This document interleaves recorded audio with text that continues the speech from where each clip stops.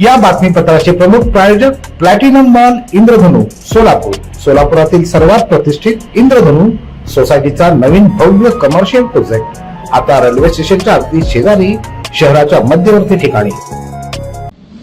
जड वाहतुकीनं आणखीन एक बळी घेतला। माधवनगर परिसरात वाळूच्या डंपर खाली सापडून सायकल स्वाराचा जागीच मृत्यू झाला। शहरात हे जड वाहतुकीचे बळी आणखीन किती दिसणार आहेत याविषयी एकंदरीत आपण आढावा घेतला माधवनगर परिसरात जाऊन, त्याविषयीचा हा वृत्तांत। शहरातील आपण उभे आहोत जिथं तिथं हा सगळा परिसर जो आहे तो 70 फूट रोड जवळचा माधवनगर चौक आहे। मुळामध्ये 70 फूट रोडबद्दल बोलायचं तर नावाला हा 70 फूट रोड, प्रत्यक्ष तुम्हाला चालत असेल किंवा वाहनं न्यायची असतील तर तो तुम्हाला 5-10 फूट देखील रस्ता मिळत नाही।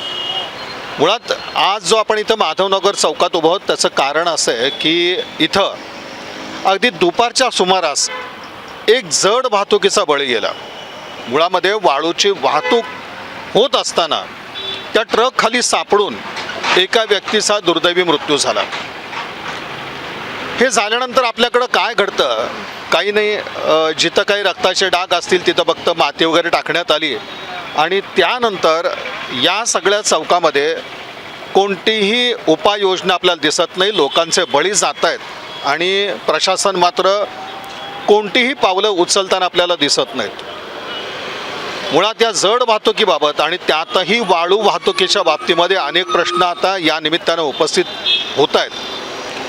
मुळामध्ये ही वाळू वाहतूक होत असताना त्याला प्रतिबंध का होत नाही आहे, ही वाहनं सोलापूर शहरातल्या गजबजलेल्या रस्त्यावरनं कशी पुढं नेली जातात आणि जेव्हा ही वाहतूक अशा पद्धतीनं होत असते तेव्हा ती कोणाच्या नजरेस कशी येत नाही। मग त्यामध्ये आमची वाहतूक शाखेची यंत्रणा असेल, RTO असेल, कुणाचंच याकडं लक्ष जाऊ नये हे एक आश्चर्य आहे।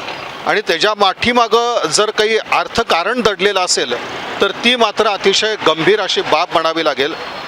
आपण जिथं उभे आहोत आणि जिथं अगदी जड वाहतुकीचा बळी गेला, जड वाहतुकीचं म्हणण्यापेक्षाही वाळू वाहतूक करणारी जी वाहनं आहेत त्याच्या खाली सापडून एकाचा दुर्दैवी मृत्यू झाला।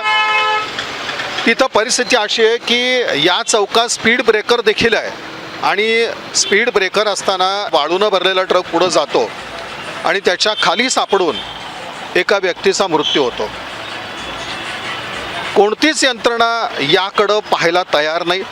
पालिकेची ही सगळी ही जबाबदारी आहे, त्यातूनही पालिकेचंही अशा रस्त्यांकडं इथल्या अतिक्रमण जे होतं आहे त्याकडं देखील साफ दुर्लक्ष होतं आहे। संबंध आपण हा रस्ता बघतोय की तो व्यापलेला आहे, तो वाहनांनी व्यापलेला आहे। सगळ्यात महत्त्वाचं म्हणजे एक बेशिस्त अशी वाहतूक या रस्त्यावरनं होताना दिसते। त्यातही आपण पाहतो की रिक्षा चालक जे आहेत तर ते मनमानी पद्धतीनं कशाही पद्धतीनं आपली वाहनं इथं उभी करतात। कोणत्याही पद्धतीनं प्रवासी फक्त आपल्या रिक्षामध्ये कसे बसवता येतील एवढीच गोष्ट पाहिली जाते आणि मागचा पुढचा विचार न करता या रिक्षा या चौकात थांबवल्या जातात।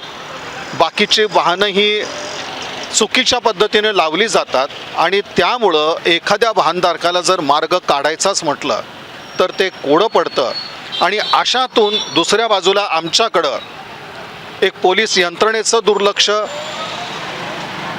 त्याचबरोबर RTO नामक जी आपल्याकडे यंत्रणा आहे तिचा निष्क्रियपणा, यामुळं सोलापूर शहरातून खुलेआमपणे जड वाहतूक सुरू आहे। वाळू वाहतुकीकडं साफ दुर्लक्ष झालेलं आहे। कोणतेही नियम नाहीत, कोणताही कायदा नाही आणि अशामुळं सुसाट आणि बेभानपणे असे वाहनधारक आपली जड वाहनं घेऊन या रस्त्यावरून शहराच्या नागरी वस्तीतून धावत आहेत आणि त्याच्या खाली सापडून सोलापूरकरांचा बळी मात्र जाताना दिसतोय। प्रशासनाच्या दृष्टीनं कदाचित हा जड वाहतुकीचा बळी नवा नसावा, पण हे सातत्यानं बळी जात असताना एक निर्ढावलेली यंत्रणा कशा पद्धतीने सगळ्या प्रकाराकडे पाहते त्याचं उदाहरण म्हणून आपल्याला आज इथं पाहावं लागेल की कोणत्याही उपाययोजना या अपघातानंतर झाल्या नाहीत, कुठली दखल घेतली गेली हाच खरा प्रश्न आहे। आणि जोपर्यंत अशी यंत्रणा याच पद्धतीनं कार्यरत राहील तोपर्यंत अगदी इथं जो जड वाहतुकीचा बळी गेला, तर तसे बळी हे या शहरासाठी कायमचे ठरतील.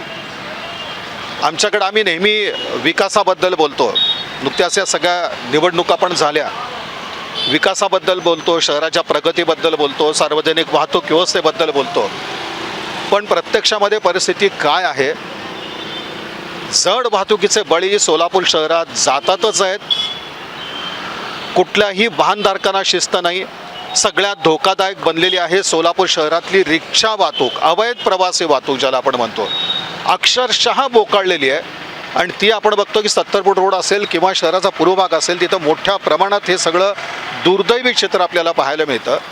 जर आमच्याकडच्या यंत्रणा अशा बेफिकीर असतील तर मग मात्र अशा जड वाहतुकीच्या बळींना कुणीच आवर घालणार नाही, कुणी आवर घालू शकणार नाही, अशी दुर्दैवी परिस्थिती आहे.